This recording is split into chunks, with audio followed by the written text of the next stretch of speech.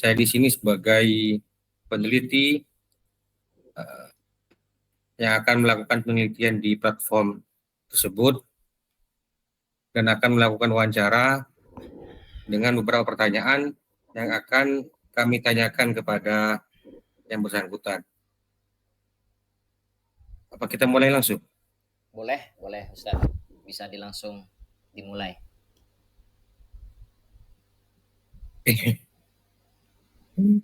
Biar untuk mempersingkat waktu. Takutnya antum kan ada kegiatan lain. Banyak Ustaz. Untuk pertama, bisa tolong ceritakan bagaimana hikmah ngaji ini mulai terbentuk dan awal mula Oke. ide Seperti ini Ustaz. Awal dari mulanya pembentukan itu hikmah ngaji. kami sebagai founder ya sebenarnya melaksanakan kegiatan belajar online ini tersendiri. Maksudnya apa? Maksudnya awal mulanya tentu dimulainya dari saya sendiri, yaitu sebagai foundernya dari Khidmah Ngaji ini. Jadi kami fokus untuk mengajar anak-anak secara online. Namun secara waktu ke waktu, Ustadz, ya itu murid online terus berdatangan, terutama yang dari luar negeri. Ya latar belakang kenapa mereka itu mau belajar online terus terang itu karena banyak dari orang tua yang cukup kesulitan untuk menemukan guru pengajar di daerah atau domisili yang mereka tinggali sekarang. Misalnya banyak dari murid hikmah ngaji itu yang berasal dari luar negeri seperti itu. Bahkan di atas 70% itu muridnya dari luar negeri. Hari ke hari, bulan ke bulan atau tahun ke tahun bertambah. Sedangkan kami hanya mempunyai ya satu tubuh ya gitu ya Ustaz ya. Jadi nggak mau Satu karena tenaga. banyaknya yang datang, akhirnya apa? Akhirnya kami memutuskan untuk menambah tenaga pengajar ya, yang alhamdulillah pada saat ini udah mencapai 18 pengajar Ustadz. Jadi untuk historinya ya itu berasal dari situ Ustadz. Ya, siap. Cukup ya Ustadz ya. Oke. Baik, untuk yang kedua, cukup. Yang kedua, kenapa sejak awal kegiatan ini dilakukan sepenuhnya secara online? Ini sudah terjawab yang satu tadi. Yang pertama, ini udah kami jelaskan sebelumnya. Murid kami itu banyak dari luar negeri. Ya, hampir di atas 70% lah Ustadz ya. Bahkan di awal-awal itu bisa mencapai hampir 90% ke atas. Namun akhir-akhir ini banyak yang dari Indonesia juga ikut bergabung. Ya, sekarang prosentasenya mungkin di antara 60 sampai 70% itu dari luar negeri. Nah, kenapa kok harus online? Tentu saja karena kami tidak bisa berjumpa secara langsung, ya. Jadi ya semua kegiatan itu berlangsung secara online, Ustaz. Kalau dilihat dari latar belakang ini. Kemudian kalau ditanya yang dari Indonesia, kenapa nggak bisa langsung seperti itu? Ya karena dari awal kita memang mendirikan lembaga online ini biar ada simboliknya gitu, ada identitas khusus lembaga online. Nah di kami belum ada pikiran untuk offline. Kenapa? Karena sekali lagi dari awal kami membangun Khidmah Ngaji ini, lembaga online ini memang tujuannya untuk mempermudah bagi orang tua terkhususnya bagi orang tua yang ada di luar negeri yang kesulitan mencari guru ngaji seperti itu atau ingin menambah wawasan dari anak didiknya, anak-anak santrinya atau anak-anak kandungnya seperti itu ya, untuk menambah wawasan itu Ustaz ya. Jadi online ini ya mempersingkat gitu, mempermudah ya, apalagi di zaman yang digital seperti ini. Seperti itu Ustaz. Jadi untuk mempermudah ya. Mempermudah. Baik, nomor 3, bagaimana cara memilih pendamping atau mentor untuk peserta?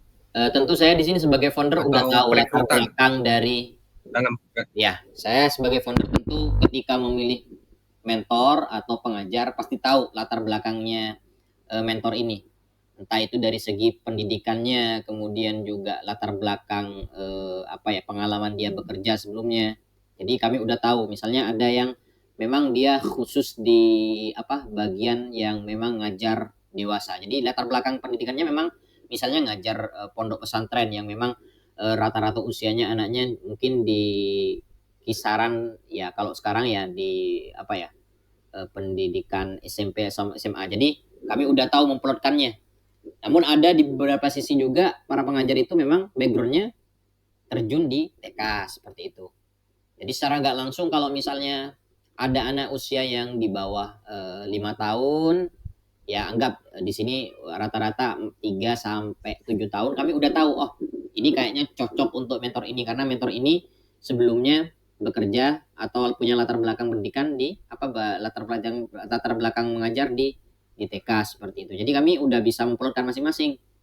Ya walaupun misalnya yang berapa pengajar ini nggak mengajar di TK, tapi kami lihat dia cukup ulet, cukup telaten ya terhadap anak kecil ya. Jadi kami bisa plotkan ya mentor tersebut gitu untuk ditaruh atau menangani siswa tersebut seperti Ustaz. Oke, baik. Selanjutnya, bagaimana perancangan materi dan metode pembelajaran yang dilakukan? Apakah Oke. ada Pertama perancangan perancangan tertentu materi. untuk setiap Perancangan materi itu kami modul? mempunyai tim khusus. Ya kalau di istilah pesantren itu mungkin tim tahqiq dan tasfihnya. Ustaz, kedengeran? Ustaz, Kedengeran? kedengeran? Oke.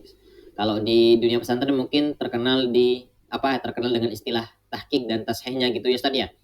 Jadi kami mempunyai tim khusus yang memang Oh, merancang materi-materi ini ya, yaitu materi keislaman, bukan cuma keislaman namun juga Arabik misalnya, hafalan-hafalan harian, doa-doa, hadis dan sirah itu sudah ada tim khususnya. Namun apabila di tengah-tengahnya dirasa ada kekurangan ya yang perlu diperbaikin, tentu tim tashih ini yang di sini kalau bisa kami sebutkan ada Ustadzah Sela dan juga Ustadz Akbar akan langsung memberitahu kepada tim editor untuk mengubah ataupun memperbaiki kesalahan-kesalahan yang perlu diperbaiki atau kesalahan yang ada seperti Ustadz. Nah, kalau umpamanya materi kanana itu tetap kami mempunyai materi yang cukup lengkap. Nanti perihal bagaimana disampaikan ke anak-anak kami tahu para mentor kami itu berasal dari dari pendidikan yang cukup baik. Jadi insya Allah mereka sudah tahu untuk memplotkan masing-masing kepada anaknya materinya untuk usia segini diberikan plot yang seperti ini materinya, usia yang ini diplotkan seperti ini itu udah cukup paham kami rasa seperti itu, Ustaz. Terus yang pertanyaan kedua tadi selain materi apa Ustaz?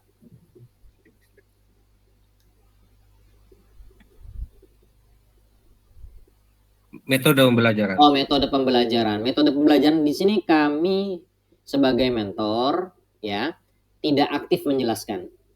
Namun kami memberikan pancingan kepada para murid untuk bertanya seperti itu atau sebaliknya kami yang menanyakan kepada murid agar murid lebih banyak menjelaskan walaupun mereka belum paham secara betul kami coba untuk pancing agar mereka itu bisa memproses data atau materi yang ada sehingga nantinya mereka itu bisa lebih aktif dan menggunakan nalar pikirannya seperti Ustadz.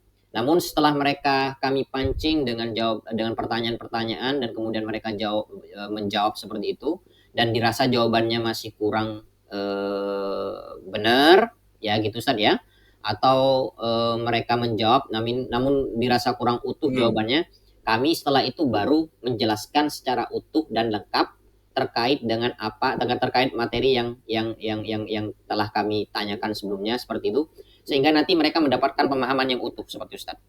Jadi kami nggak langsung menjelaskan tapi kami mencoba memancing anak-anak terlebih dahulu dengan beberapa pertanyaan ya kemudian mereka menjawab dengan kadar pemahaman mereka ya kemudian baru setelah itu kami memberikan jawaban yang cukup lengkap seperti itu.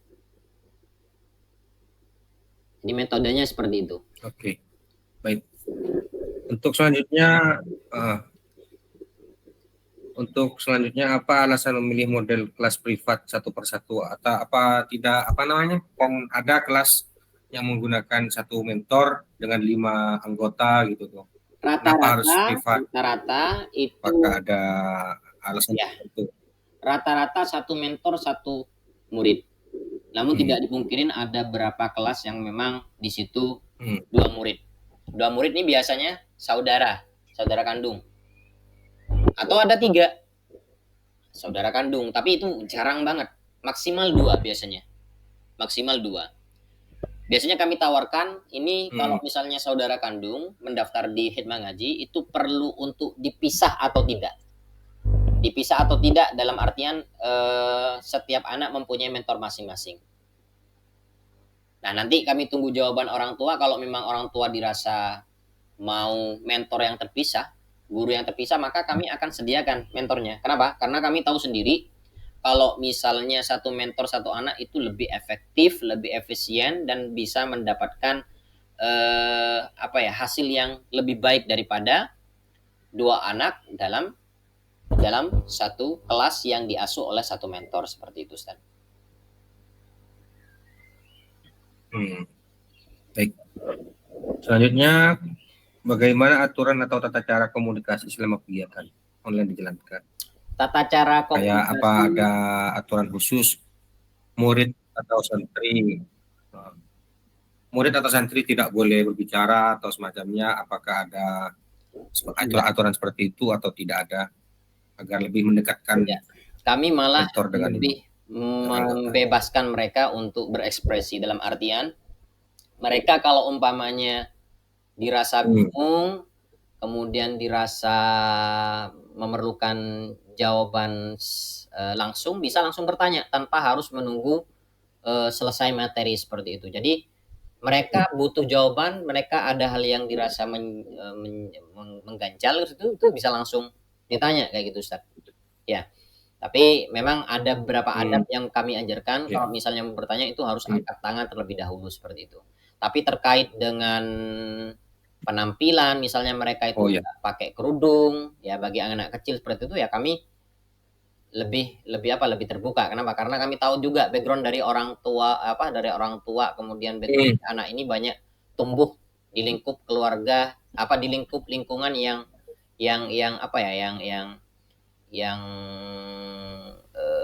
kebarat-baratan seperti itu, Ustaz. Ngerti nggak, Ustaz, ya? Beda kayak gitu. Jadi yang penting mereka enjoy terlebih dahulu. Mereka enjoy dengan pelajaran terkait dengan hal-hal yang di luar itu ya. Itu kami tidak terlalu tekankan seperti itu. Yang penting apa yang kami sampaikan ke mereka dari segi keilmuan itu bisa nyampe terlebih dahulu seperti itu, Ustaz. Ya, baik. Terus yang ketujuh, bagaimana sistem infak atau dukungan biaya disepakati di komunitas ini? Ini antara orang tua atau mentor? Apakah ada kesepakatan khusus? Kalau antara orang tua atau mentor? Antara orang tua dan mentor. Kalau kami kepada orang tua. Ya, antara orang tua dan mentor. Ini ada 3 ya, Ustaz ya. Ada gini, kami kasih tiga sisi. 3 sudut seperti itu. Saya sebagai founder, kemudian di situ ada mentor, kemudian di situ ada orang tua. Kalau kami sebagai founder ya kepada orang tua tidak pernah meminta infak yang ditentukan. Jadi sistem infaknya itu seikhlasnya dan semampunya. Sekali lagi seikhlasnya dan semampunya. Walaupun demikian, mentor ini kami tetap memberikan haknya. Dalam artian apa? Kami dan mentor sudah ada perjanjian. Kamu kalau umpamanya misalnya ini sebagai contoh aja, Ustaz ya. Misalnya 4 kali ngajar, aku kasih kamu segini. Ya, kayak gitu Ustaz ya. 8 kali ngajar, kamu kasih aku segini. Ya. Itu sudah ada porsinya masing-masing. Nah, kalau misalnya orang tua murid memberikan di bawah itu, maka saya sebagai founder akan memberikan hak yang tadi sudah ditentukan di awal. Sampai sini paham, Ustaz?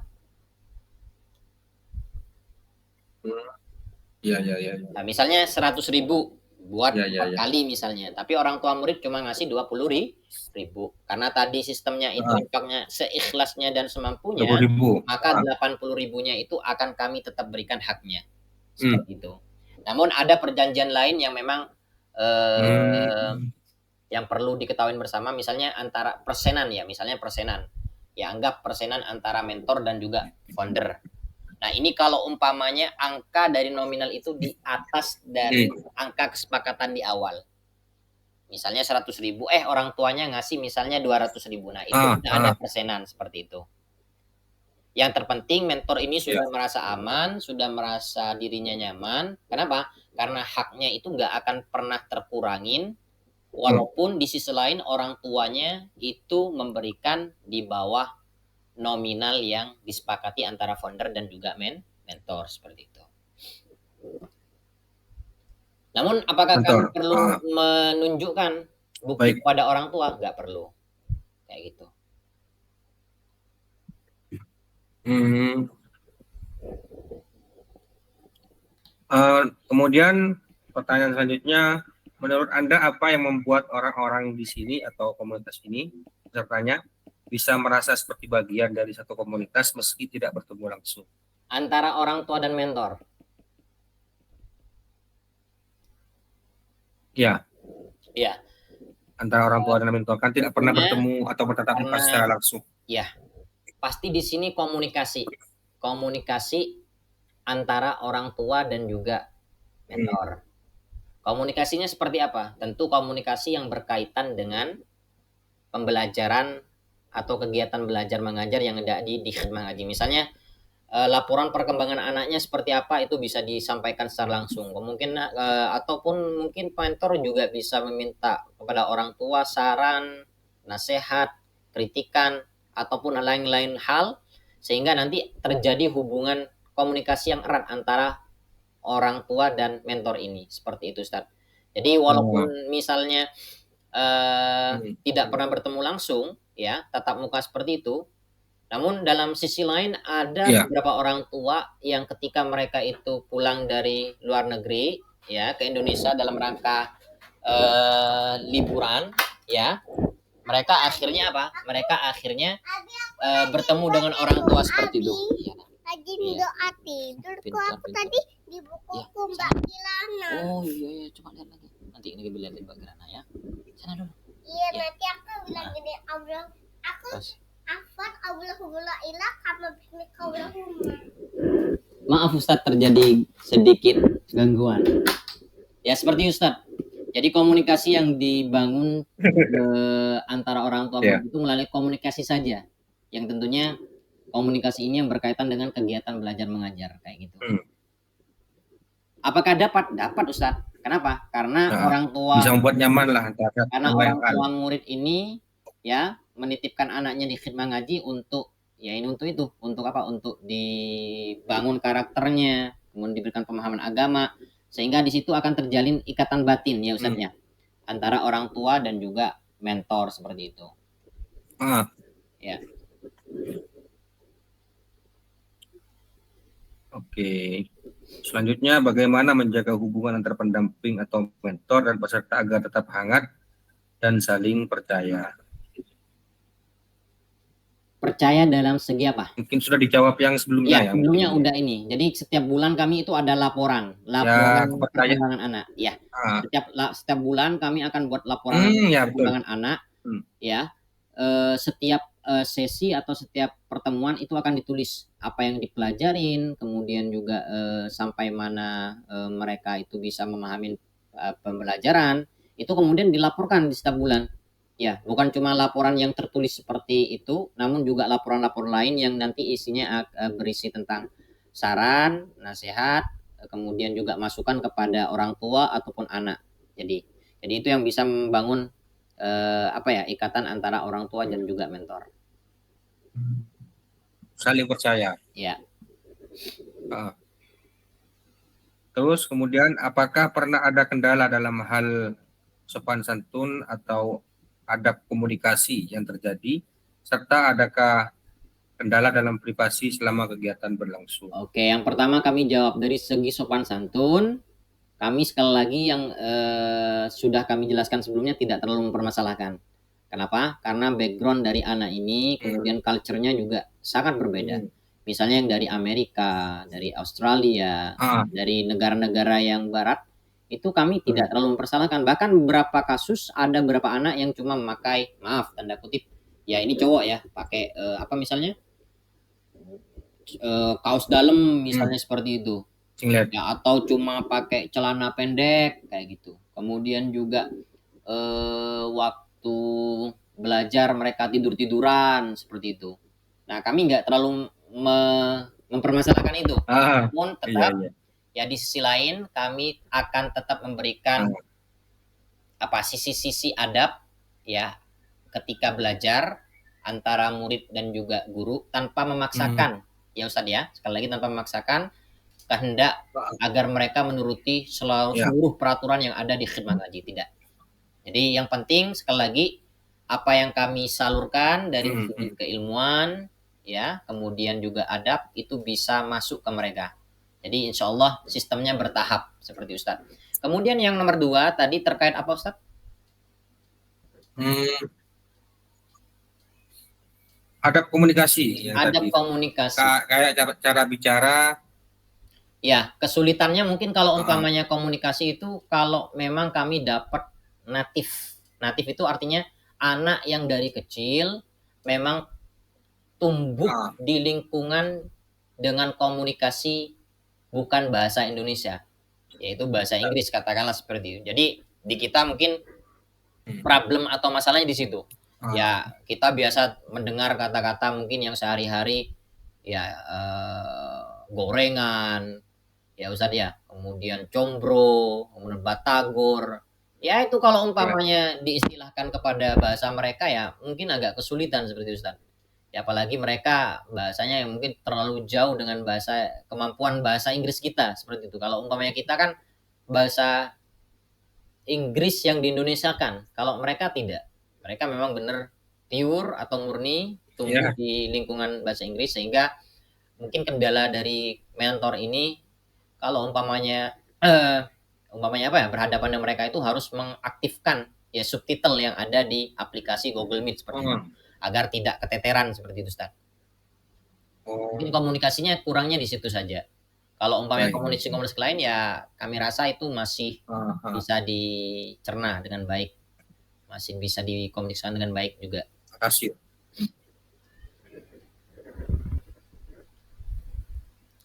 Terus mengenai privasi, tidak ada pelanggaran privasi semacamnya itu kayak kebocoran data atau semacamnya kan tidak ada. Kalau kebocoran data kami rasa tidak akan ada, walaupun di awal-awal ya kami tetap meminta profil data atau identitas anak yang akan kami ajar itu bertujuan untuk mengetahui ya mentor yang akan nantinya ditempatkan untuk membimbing dan membina anak tersebut karena di situ berisi tentang usianya seperti apa, kemudian juga permintaan khusus daripada orang tua ya Ustadz ya seperti apa, kemudian di situ juga berisi nama orang tua walaupun ataupun juga nama Instagram ya akun Instagram. Nah kalau meminta akun Instagram itu bertujuan biasanya untuk untuk memberikan laporan ya kepada orang tua dalam bentuk rekaman. Jadi kami punya dokumentasi yang kemudian nanti akan kami posting, akan kami sebarkan ya di media sosial kami seperti Facebook, Instagram ataupun TikTok sehingga nanti orang tua bisa melihat perkembangan anak ya dari rekaman yang kami posting ini. Sehingga nanti di situ juga orang tua bisa mengetahui bagaimana perkembangan anak ketika mereka ya dan para pengajar itu berhadapan langsung di kegiatan belajar mengajar ini seperti Ustadz. Memang ada beberapa orang tua yang tidak mau anaknya diposting. Jadi laporan khusus itu ya nanti bisa ditulis sehingga kami tidak perlu memposting tersebut. Jadi cukup laporan perkembangan anak secara bulanan saja yang bisa disampaikan. Gitu. Oke, monggo. Baik. Kemudian yang sebelum terakhir, perubahan seperti apa yang paling sering Anda lihat dari peserta setelah mengikuti kegiatan ini? Entah dari orang tuanya, apakah ada terlihat perubahan dari anaknya, ataukah dari orang tuanya sendiri mungkin yang mengikuti kegiatan tersebut, apakah dia merasa ada perubahan tertentu dalam diri mereka? Ya, yang paling kami lihat di sini Ustadz, ya tentunya dari segi pembelajaran mereka akan terlihat bagaimana mampu menalar karena kami sebelumnya menggunakan metode tanya jawab seperti Ustadz.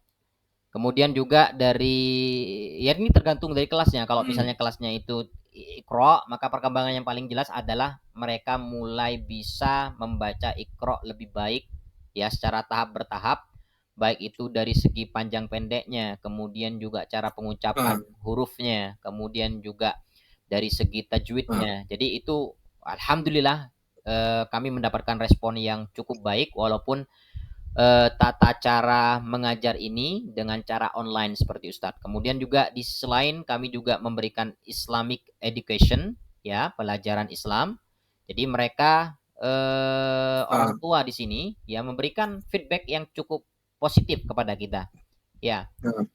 Ya, apalagi anak-anak ya Ustadz ya. Kalau umpamanya anak-anak di range 7 tahun atau usia 7 tahun sampai 12 tahun itu pasti kata guru saya seperti ini. Ya, kata ustadz saya seperti ini. Ya, jadi secara gak langsung kami ini adalah media ya bagi apa ya bagi para orang tua untuk mendakwahkan anak-anak mereka seperti itu Ustaz. Kakak udah bilang yang di sini wawancara kak. Oke. Oke, siap Ustaz, monggo. Bisa dilanjut Ustaz? Ya.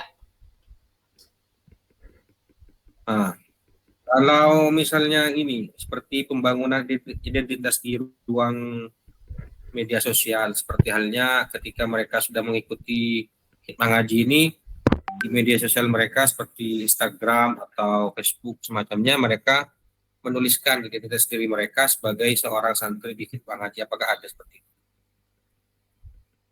Kalau yang kayak merasa itu, saya ini loh santri ini, kayak di profilnya, di profil itu. Mereka biasanya nggak ke situ Ustaz. Kalau situ biasanya kan kalau umpamanya Facebook, kalau umpamanya Instagram itu lebih ke privasi keluarga biasanya. Siapa istrinya, siapa anaknya, kemudian kerjanya di mana, latar belakang pendidikannya di mana.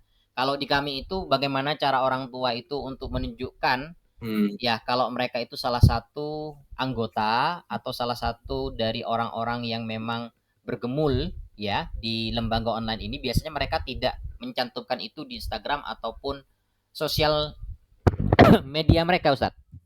Ya, tapi mereka lebih kepada mengposting ya, merepost ulang atau membuat status WhatsApp ya, WhatsApp seperti itu Ustadz.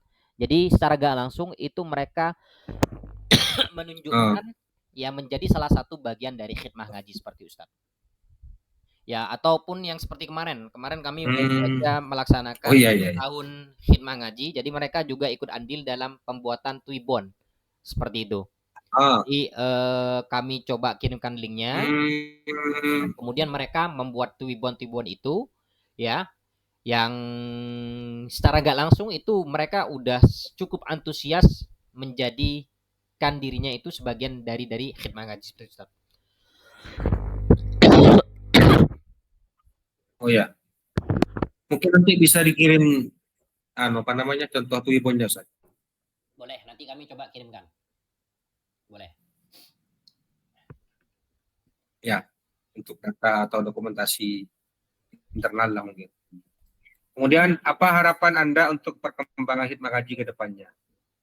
Kalau harapan kami sebagai founder Khidmah Ngaji dan mentor lainnya tentu satu Ustaz, Khidmah Ngaji ini bisa berkembang jauh dan menjangkau ya anak-anak bukan cuma di luar negeri ya, tapi juga di Indonesia Ustaz.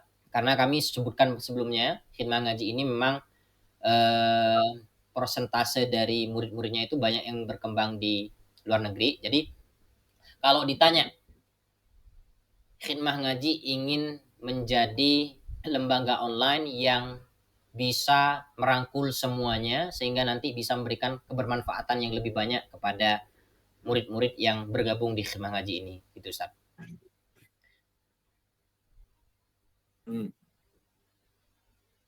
Oke.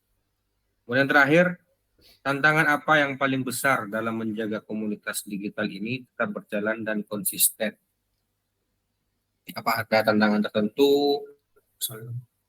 Kalau atau bicara ada kendalanya? tantangan sebenarnya sejauh ini tidak ada. Sejauh ini tidak ada.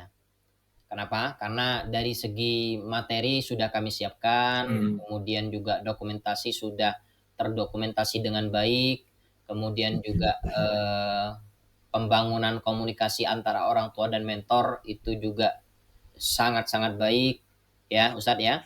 Kemudian juga kami memberikan beberapa Ya. apa ya, seperti penghargaan dalam bentuk sertifikat kepada murid apabila mereka dianggap berprestasi, sehingga kalau misalnya ditanya tantangan apa, kami rasa belum ada seperti itu Ustaz. Karena kami cukup konsisten ya membangun khidmah ngaji ini ya, baik dari segi postingan ya, sehingga nanti itu akan berimplikasi baik kepada kita kayak gitu Ustaz. Sehingga orang-orang banyak yang tahu dari situ seperti itu. Jadi kalau ditanya tantangannya belum ada. Sejauh ini kami rasa belum ada.